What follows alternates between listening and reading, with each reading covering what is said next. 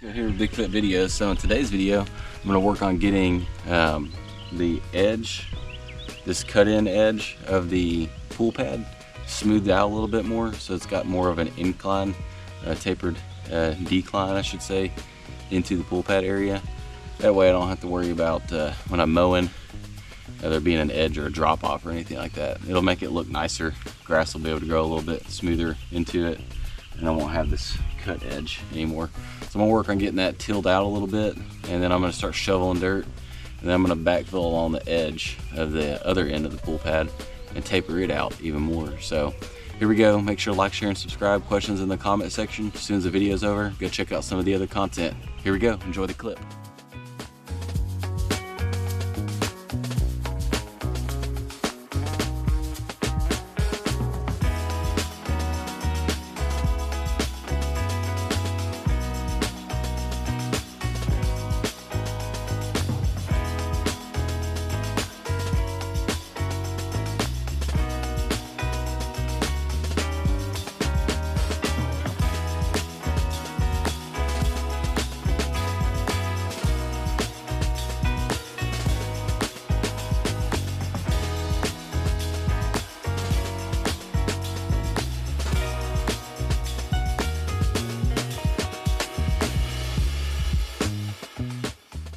All right, everybody, so that's how you till up the edges where I cut into the side of that hill, and I kind of feathered it out, tapered it out.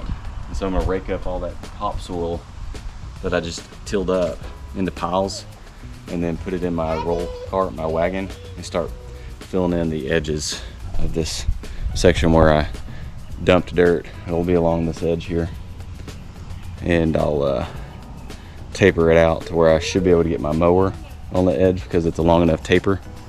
So that's the plan. That'll be the next clip. Like, share, and subscribe. Helps get 500 subscribers and beyond. Here we go. Enjoy the clip.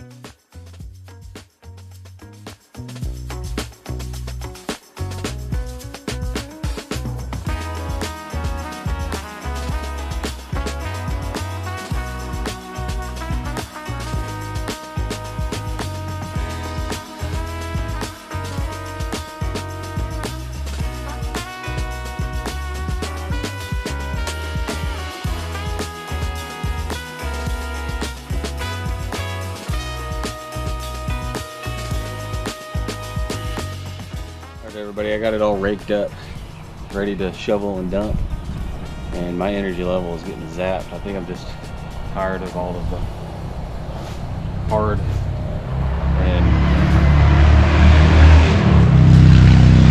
all of the arduous work, I believe is the word.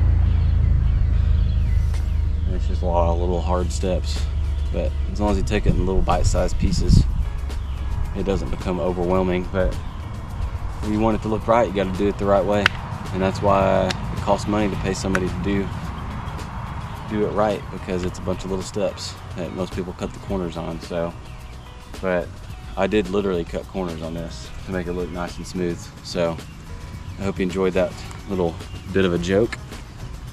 All right, I'm gonna bucket up these dirts, or put them in my wagon and dump them. So enjoy.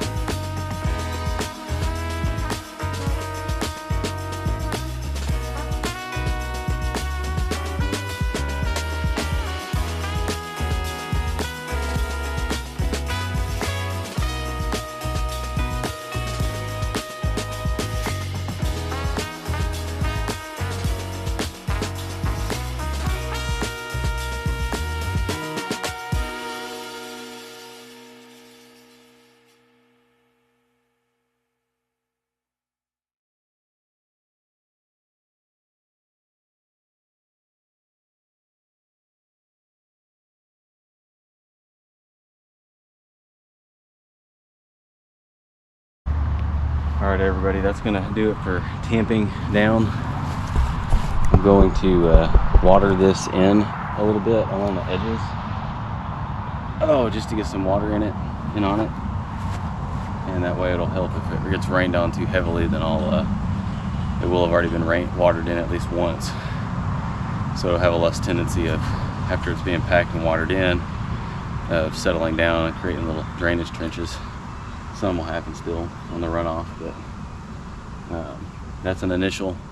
I might end up buying some topsoil and just coming in and tapering that out a little bit more, and just so I don't have to dig any more dirt out. So I'm gonna water this in, and then I'm gonna call it for the pad. I got both sides tapered off, tapered on, and I got plenty of bridge around the actual pool itself. I've bridged out at least a foot, at least 2 feet, plus this taper. So I've got, it gives me several thousand pounds around every edge, every side, I should say. So that's gonna be like probably, I don't know, 3,000 or 4,000 pounds total between all the sides, or these 2 sides here that need it. So pretty cool. So stay tuned for the next. I'll get the foam insulation pads down, and then I'll start building the pool on top of that after I lay down the tarp that comes with it, and it's gonna be freaking awesome. So if you have any questions, make sure to drop them in the comment section, like, share, and subscribe, and I'll go check out some of the other content as soon as I'm done watering this in.